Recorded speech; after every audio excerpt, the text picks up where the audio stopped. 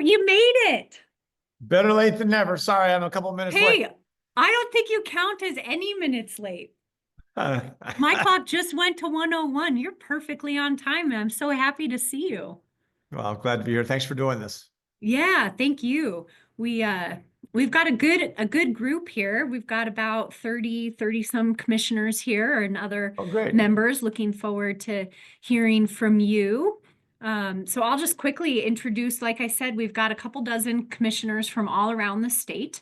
Thrilled that you would take some time out of your busy schedule. I hear you were just making all the right votes. And so thrilled that you could be here and share with us an update. I don't have anything more formal, so I'd like to turn it over to you. Great. Well, first, thank you so much, Kelly, for putting this all together and getting everybody on the line.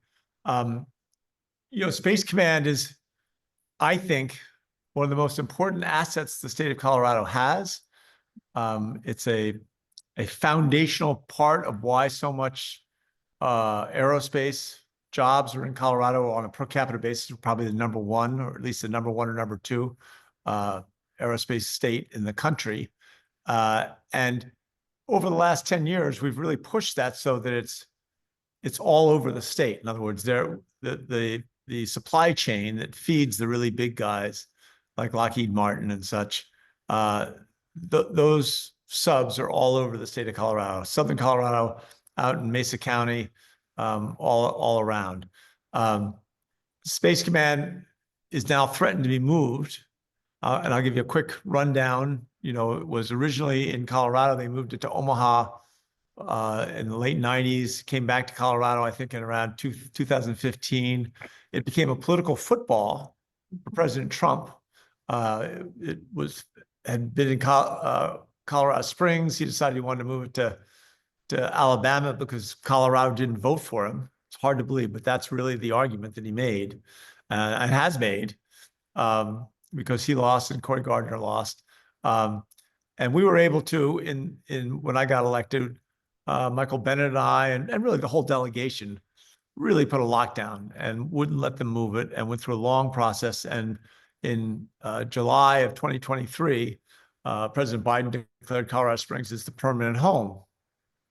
About 6 months later, this would be December of 2023, Space Command reached FOC, which is full operating capability, which means it's kicking and screaming. It can do everything it's supposed to do.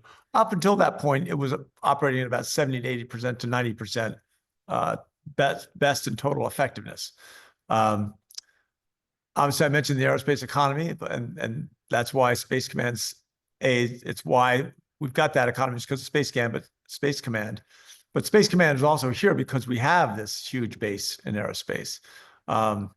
So I would argue that we don't have another decision we'll make that will be as important to Colorado as making sure we keep Space Command here. Those last 4 years, we worked tirelessly on a bipartisan level to keep Space Command here. Every member of the delegation then and now stepped up and are stepping up to do their bit. And obviously, we're going to keep this as a collaborative effort. Some of the key things here is that we want to make sure people all over the state are talking about this and aware of how important it is. I keep talking to some of the large aerospace companies and continue to stress we need more of the supply chain in rural parts of Colorado. And that's what really makes it allows us to have a statewide effort like this. And they're hearing us. I mean, they made tremendous progress in the last 20 years, but there's still a long way to go in terms of diversifying ourselves geographically. Anyway, I'd love to hear how we can, best collaborate with the county commissioners and what messaging you think is most important. Making sure we keep moving with our federal, our state, and our local elected officials to work on this. I'll give you a couple of I call them the greatest hits. That obviously we're the epicenter of national security, I guess you'd say, national security space missions. We're home to Space Force deltas, multiple deltas, more than any other state. We're home to the aerospace data facility, at Buckley Air Force Base in Aurora, and we're home to the National Space Defense Center in Colorado Springs. These are separate institutions and entities that all kind of fit together, and their highly technical workforces interact and socialize together, and it's almost impossible to reproduce that, which is one of the reasons why we say not only are we at full operating capability at a time of great international stress, but moving Space Command, when we're trying to cut dollars, moving Space Command would cost somewhere north of $2 billion. That's what our generals tell us.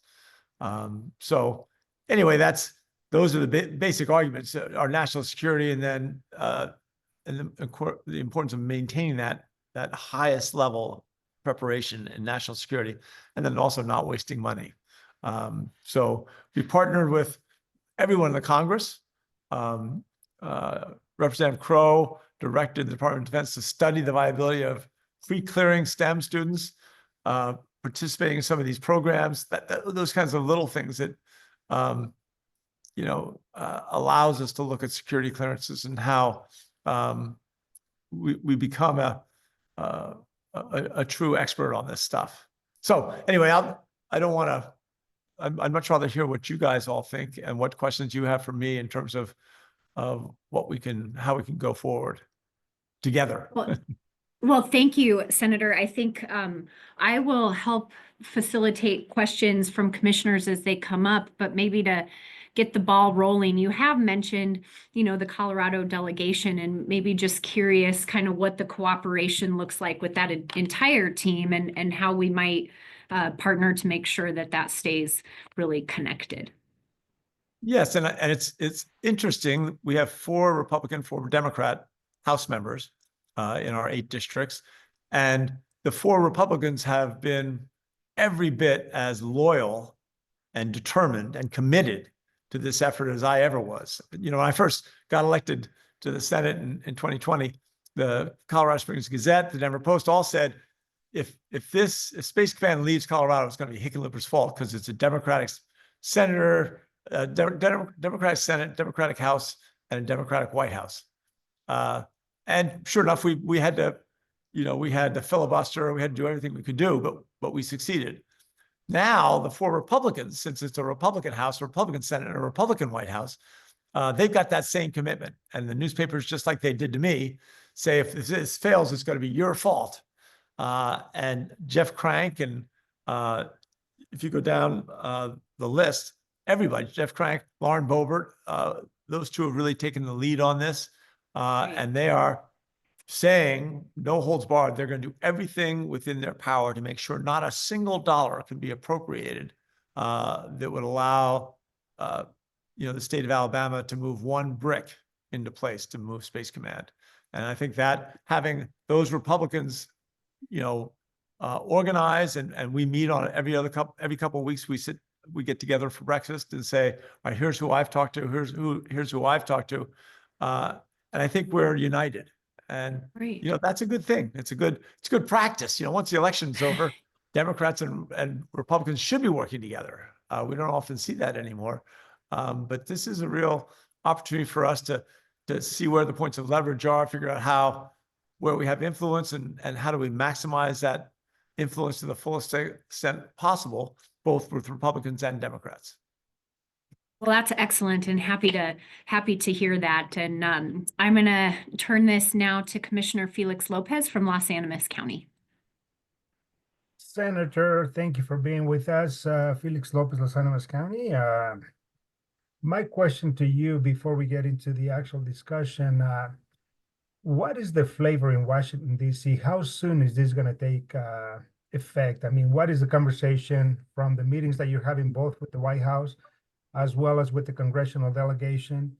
I guess my question to you would be, what do you need from us as group of county commissioners? This is so imperative for an investment and the employment that it provides, and of course, the economic development for the state of Colorado. So if you can kind of go back for a second and tell us, where is the process at this time? And then what is kind of the flavor of everyone there in DC? Thank you, sir. No, thank you, Felix. And that's a great question. And I think the truth is we don't know what the timeline is.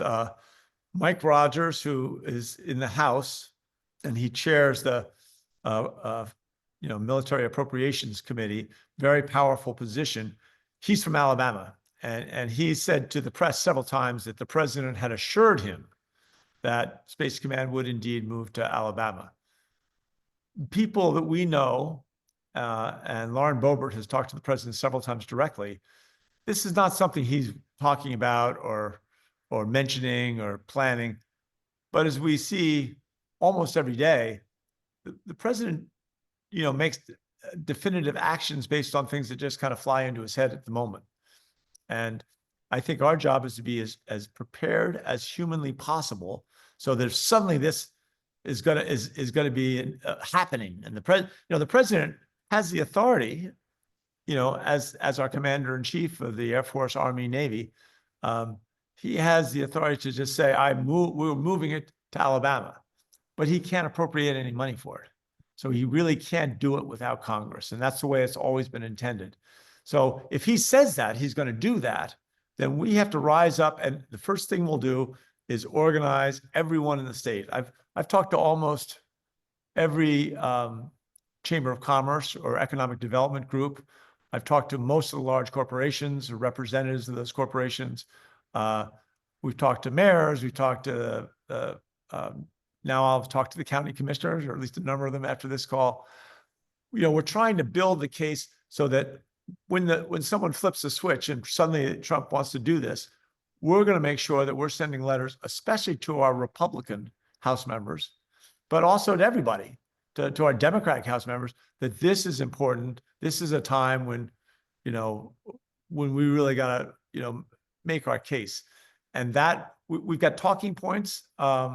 And I think, when this call is over, or at some point, Kelly can distribute those to everybody. But the argument to me is so compelling, right? That we have an ecosystem that is healthy and vibrant for this kind of security mission. And it's fully operationally capable. So it's stood up, it's ready to go, and it's cost effective. We don't have to spend $2 to $4 billion to move it. I think our arguments are so good, but we're going to reach out and have people, try to make this a national issue. We've got a couple of newspaper editors I think are, eager to be involved when that time comes. So we're not going to just give in. We're going to go kicking and screaming. And I think having all of you talking to your local media, it's always having an issue like this is a good reason to go on TV or on radio and talk to the public and let them know what Space Command does, right? It's not just our GPS that we get from space. Now almost all of our war making takes place in space, and we need to be able to protect it. And that's what Space Command does. So it's a great opportunity to let Colorado at every level know how important Space Command, what it does, and why we're not going to move it. Thank you. Next up is from Delta County Commissioner Kuntz. Hi, Senator. Wendell Kuntz, Delta County. I would like to say thank you on behalf of all the, I think, commissioners that appreciate you working together as a Colorado coalition, working across the aisle on such an important thing like this. My question for you, Senator, is how can we as rural counties prepare ourselves to also be part of the Space Command, both workforce and benefits, so that our people also, the highly educated workforce that we have from the mines and from the power plants that are closing, can be involved in this? Yeah, well, that's the pitch I've taken to some of these aerospace companies. And, it's not a bad suggestion that maybe there'd be a few of us could form a little committee to go to the, let's say the 5 or 10 largest companies like Sierra Nevada Space Systems. I mentioned Lockheed Martin. There's a bunch of them. And I think that's something that there's no short fuse on it, but I think we've got a real argument to make, because just as you're saying, we've got people with a lot of technical skills that are, their traditional job is changing, and they might need a little bit of training, but probably not that much retooling. And then they could be part of the supply chain to provide these you should see all the little gadgets and widgets and things that go into space equipment. Each one is so precise and kind of custom made that, I mean, I think they need dozens and dozens and dozens of subcontractors. And I think, most of these companies have a group of subcontractors that they like and they're comfortable with, but they're also in Colorado and they believe in Colorado. And I think we can make the case that we want more of those subcontractors to be in, rural Colorado. So let's find you up here. Thank you. Next, we've got Commissioner Tony Haas from Los Animas County. Hi, Senator. Good to see you again. Thanks for doing this for us. I'm curious, what's DOGES, D-O-G-E-S, what's their take on the money that would be spent to move this Space Command? So, I am friends with Elon Musk's brother. And so he has raised the issue and discussed it with Elon. And Elon gets it. He thinks that it would be ridiculous to waste $2 billion and for something where you're not improving your security in any way. That said, he said that Elon is very focused on actively saving money, and that his experience is it's better not to try and talk President Trump into something before the issue's even raised. So I think we've got an ally there. But, President Trump has his own mind. And I think, a day does not go by when I don't talk to somebody in the Senate about why this is an issue they should be thinking. And certainly all the Republicans, they're friends with the 2 Republican senators from Alabama. I mean, Republican senators are a hard sell, but I think I've got 3 or 4 or 5 of them that are, actually sitting down thinking about why would we do this? Just so our party, the states that are red, get more money some way. It's probably not really the way this country was designed. So I think that argument that we're wasting $2 to $4 billion is a powerful one with Musk. And it is there. If Trump suddenly raises the issue, I'm sure it'll get mentioned. Hopefully it'll get mentioned before the issue is raised. Hopefully the issue will never get raised, right? We'll just go forward the way it is. Thank you, Senator. Cross our fingers. Commissioner Abe Layden from Douglas County. Thank you, Kelly, and good to see you again, Senator. Thank you so much for this conversation and, of course, for hosting the Douglas County Commissioners recently in your office. I know that this is a priority, a bipartisan issue for all of us in Colorado, and the years and years of work that we've all put into making this a reality and keeping Space Command here is a priority. You touched a little bit on the predilections of this president. Can you articulate for us how you see the role of Democrats elected officials and Republican elected officials as it relates to this administration and ensuring that as Coloradans we keep Space Command here? Well, obviously this president is very, very partisan. Even though he was a Democrat for much of his life, when he made the jump, he's embraced the Republican Party, and he has become almost unstoppable within the party. It's amazing how many of the senators are confirming his appointments that they don't like, and they normally would never confirm with any other Republican president. And yet they're being challenged with a primary, challenge with all kinds of attacks if they don't support the president.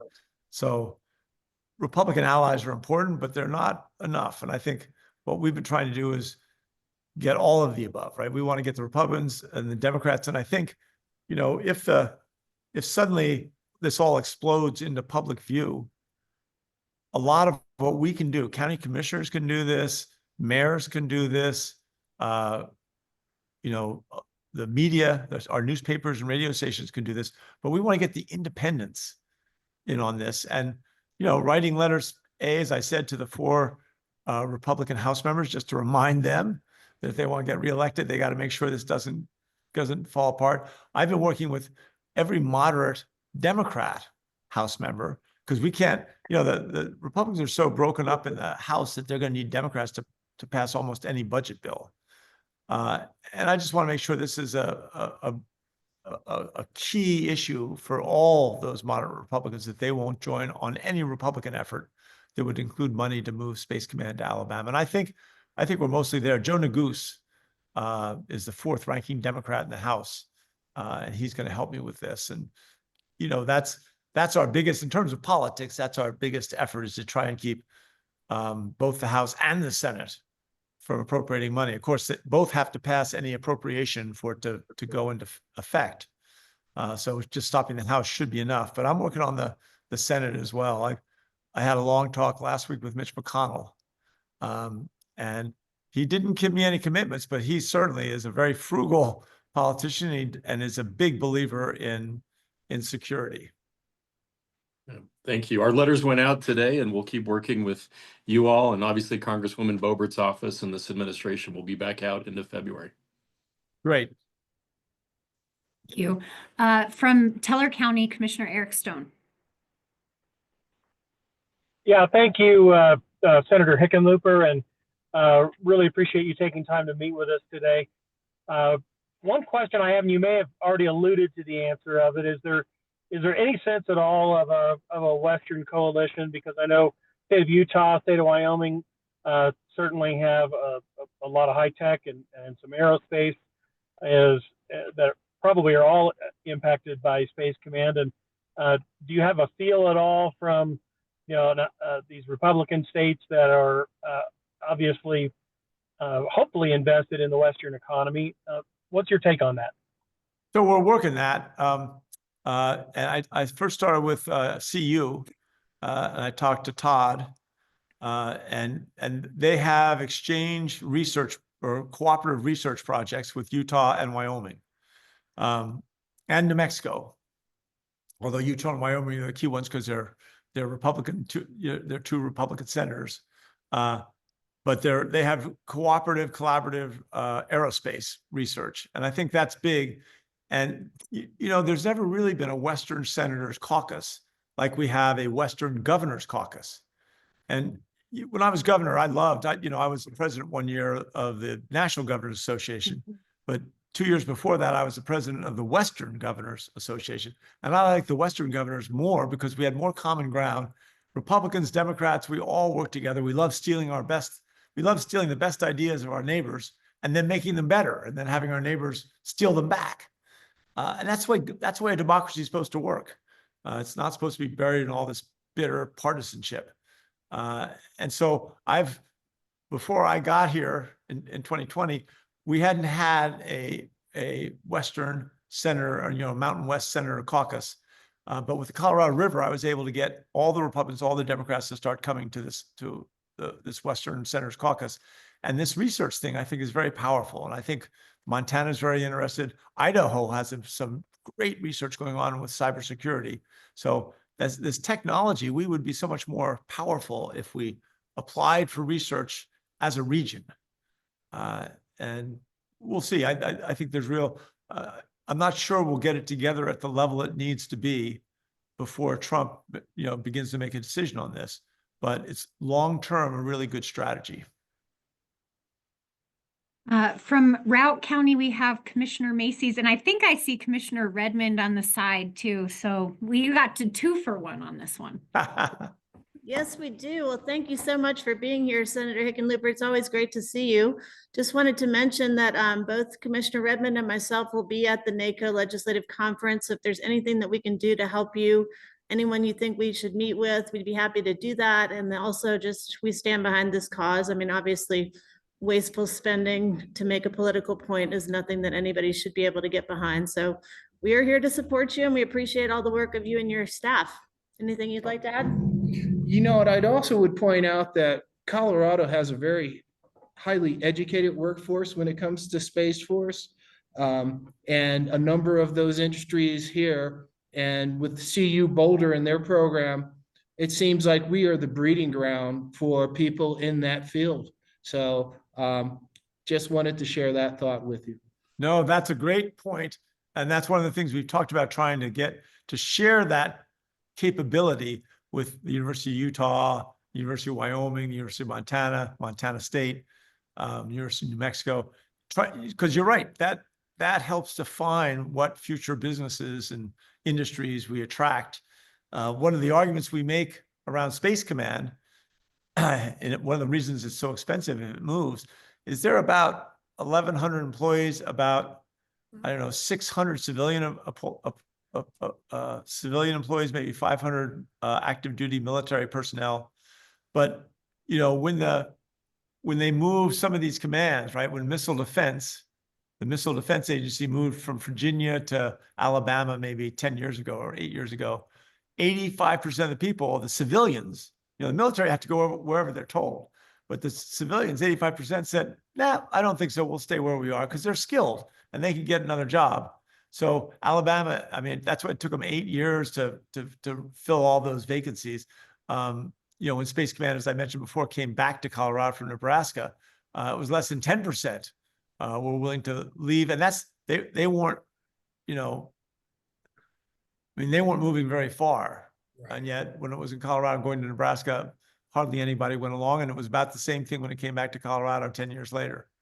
So these moves, given the skills and the talents and the quality of the personnel, these moves are very expensive, because so many of the really skilled professionals doing the jobs, they don't want to move. They won't go. And so, and in the government, you can't hire a headhunter to go out and find the talented person. You just have to put up ads, which means you generally don't always get the most talented person that you'd want, which again diminishes our overall capability. From the Economic Development Council of Colorado, we've got Kim Woodworth. Thank you, Callie, and thank you, Senator. And I am so honored to have been invited to be here today. So we're the Economic Development Council of Colorado, which we specialize in supporting economic development efforts across the state. When we started talking about that statewide supply chain that you are really wanting us to address, you had also mentioned, you know, that there are so many facets to the aerospace and to the aerospace industry, and that there's a lot of different types of manufacturing. And I think what's important is that we need to make sure that we're showing the framework of what it takes to for the aerospace industry to be successful. What type of manufacturing, what type of materials are needed, what type of skills are being needed. Once we have that mapped out, then I think our rural communities would have a better way of saying, hey, we actually have that here in Colorado, and we can help supply. Now, I know that they have to be, there is a little glitch there where they have to be certified to supply our aerospace companies, but that's where we use our Manufacturer's Edge, our MEP Center, to help them get certified. We actually have a certified company in Grand Junction that went through the process and now is supplying Lockheed Martin and others. And so that is one piece of a success story. But if we can show what that looks like and then show what industries we have across in our rural communities, I think we can make that connection better. I think it's just, well, what does this mean? You know, it's kind of like quantum. What does quantum mean? And so if we can break it down, I think it would be a lot easier for us to make the case that we have a very qualified and very robust aerospace ecosystem in the entire state of Colorado. That's such a good point. You said it much better than I could. All right, well, we'll get that recording so we can all say that again. And then, you know, to kind of think about that maybe in the different way, you know, understanding that Colorado is maybe competing with Ohio and Alabama, what are things that those states are maybe offering that we are not? Or just to try to understand maybe what we need to do or where we build our competitive advantage in addition to everything you've already said. Is there anything that you know that they are offering? Oh, yeah. No, Alabama offers, they say they have lower cost housing, The pay scale is lower. Those are relatively speaking minor cost advantages. I mean, basically the specialists in most of these jobs, the military guys, all the active duty military personnel get paid the same, no matter where they are, or almost the same. And then the civilians, they may be a little cheaper in Alabama, but not that much. But that's one of the things that Alabama really pushes is that, and they originally had in their first presentation, they had an empty building. But then they actually filled that building with a bunch of staff from the Internal Revenue Service, tax collectors. So that building's not part of their deal anymore, and that means they really don't have, practically speaking, they don't have any economic advantage at all. Good to know. Well, commissioners, guests, what other questions do you have for the senator? We've got a few more minutes if you've got more questions. One thing I can throw out there, just because it's something to keep in mind and is one of the talking points that I didn't mention, in the first time, this would be the first time in the history of our military that a basing decision, whether and to where to move a combatant command, that a basing decision was made on the basis of politics instead of military necessity or military advantage. And I think that's a terrible precedent to lay out there, is suddenly if you do this, then every presidential candidate, I mean, this is one of the scary things about what Trump is doing on a bunch of different levels. He wants to hire people that are loyal to him. Well, that used to be illegal. And, there are reasons why you don't want politicians to be able to promise jobs to their most effective volunteers. It's obviously a gray area and some of it happens anyway, but to do it on scale really wouldn't be constructive. And I think this is just another example of that. This is something that has never been done before. It would create a precedent that would be so attractive to future politicians that it might start happening again and again. And my God, think about all the waste of money.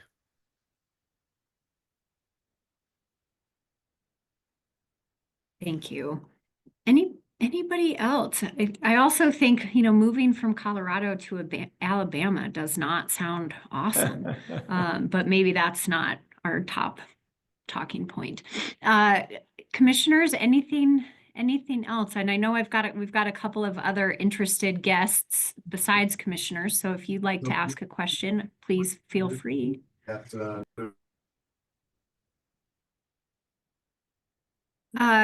Commissioner Berman from Gilpin County. Hi, Senator, and thank you for talking with us. As you said on the talking point here in Gilpin, because of our location, we do have in North County a lot of engineers and project managers from companies such as Lockheed Martin and Ball Aerospace living in our community. And I know in speaking with them, that is a concern, that it's just a quality of life that they have here in Colorado. That really makes them concerned that they may have to move or leave their position, and if they had to relocate to, say, in Ohio or Alabama. So, we have, and a lot of them, I also know a lot of, through my children, there are high school friends who have gone to the University of Colorado and participated in those engineering programs and benefited greatly with the ties with the aerospace industry as well. No, absolutely. I mean, that is our greatest secret, is everybody. I mean, we do a lot to make Colorado attractive to young people and young professionals. The strategy has always been that you get the kids to come out here. Pretty soon they'll start dating each other, and next thing you know, they're going to get married and have some children, and then you get their parents, the grandparents come. But it's all tied to that quality of life, right? There's a word I used to use all the time called topophilia, means love of place. And I think it's genetic in human beings that we pay attention to our surroundings and where we are. We can recognize our surroundings. That ability to really pay attention to our surroundings and the nature around us, to have real affection for it, allowed us to understand where to look during famine or drought. So the people that had the greatest affection for their surroundings and paid the most attention to it would be most likely to survive the most severe drought or famine. And I think that's something that, that love of place, which is, I think you can argue it's genetic, but it gets reflected in your economic development of the people who, if once they really dig in and build an abiding affection for a place, they'll invest themselves into it. And I think that's when really good economic development happens. Yes. Sally Clark, former commissioner and works now with the city of Colorado Springs. Yeah, sorry, I'm the I guess recovering county commissioner and city employee now, but I do government affairs for the mayor's office. And I wanted to first of all thank Senator Hickenlooper. Thank you for your generous time and for your staff who's been awesome between Camilla. I see Camilla and Antonio on the call, but we have a consolidated effort on behalf of Team Colorado, which includes the state of Colorado and really all of the delegation and their staff. So if anyone, and I'm happy to share talking points about Space Command, the differences between Space Command and Space Force.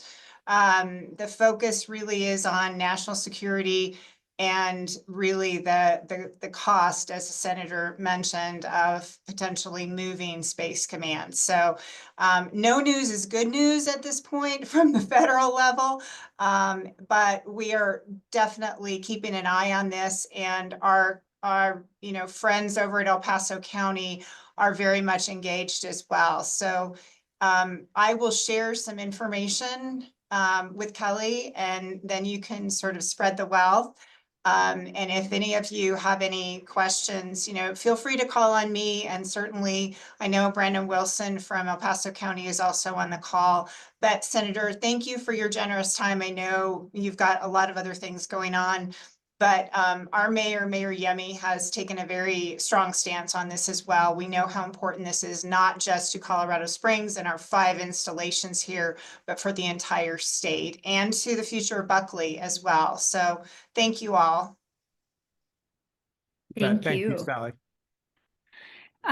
Senator, as we think about how we can help, we've heard around letters, is it better in your view that maybe we pulled one big one together on behalf of Colorado counties? Would you recommend 64 individual letters? What do you think is most effective in terms of our support for the initiative?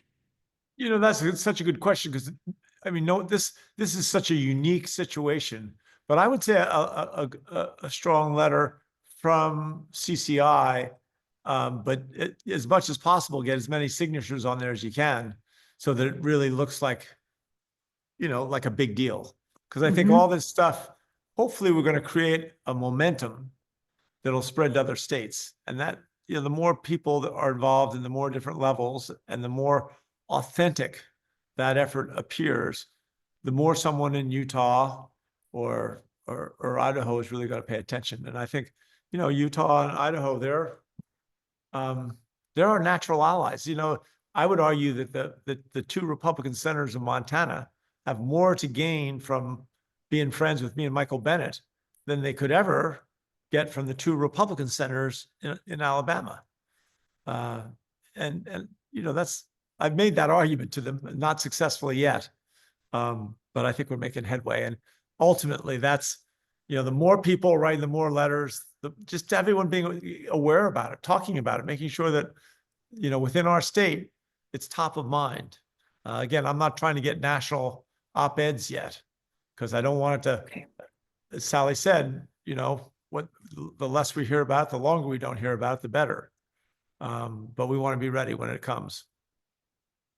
Yeah, I think it's the old, if you stay ready, you don't have to get ready. Exactly. So thinking about thinking about that. Well, I see our hands are not coming up anymore, so I feel like we were kind of coming to a natural Great. place here. But I understand that Chris or someone from your team will send talking points to me. I will make sure that not only the members that were here get those, but we'll send that to our full membership and work on not only a letter from CCI. I think that we've got support for that initiative, but then thinking about how we can maybe share a template so that individual counties or organizations could also send a letter. I think it's important to, make sure that we beat the drum as loud as we can. When we're all together, it's very helpful. And in the meantime, as mentioned by a couple other commissioners, we have a large group heading to DC for NACO at the end of the month, beginning of next. And so if there are things that would be helpful for you to know or for us to do while we're there, please let me know. I will work with your team. Really appreciate you taking the time. And to see, I could kill enough time that we got one more question from Gilpin County Commissioner Jeff Aiken. Let me unmute you here. Yeah, I just wanted to say hello, Senator, former press club member. And so we'll be doing everything we can to help you and appreciate you having this meeting with us. I just wanted to say hello. It's great to see so many of you, and I appreciate, nobody ever thinks that the Denver mayor is actually a county commissioner, but he really is. That was one of my first lessons when I got elected Denver mayor in 2003. I didn't really know what the mayor did. Don't ever tell anyone I said that. I was just frustrated by it seemed like every decision was being made so that people would get reelected. And I wanted to try and solve problems, not prolong them. Anyway, when I got to know all the county commissioners and realized what let's call it a dynamic relationship had historically been with Denver and the neighboring counties, I spent a lot of time trying to rebuild those relationships. So I understand what a county commissioner does, and I really appreciate the importance of counties. So, when you guys, do you know when is NACO coming to Washington? Is it the very end of the month? Yeah, so the first week of March. So I think some of us will be traveling the 28th, but we'll be there the first week of March. Got it. Well, I'll see if I can think of something, Kelly, maybe that we can do to make it a successful trip for you guys. Well, it will be awesome, and your staff is wonderful. So I will reach out with Chris and Antonio and see about getting some things there. But really appreciate you coming to talk with us. I think Space Command is really important to our state's economy, whether you have that physically in your place or not. I think that the points that we talked about today were really salient and important. So thank you, Senator, and your team for being here. I will look forward to getting those talking points and sending them out. Really appreciate it, and good luck over there, and we'll see you in a few weeks. All right, great. Thank you, everybody, for being on the call. Really appreciate it. Thank you so much. Thank you. Bye, everyone.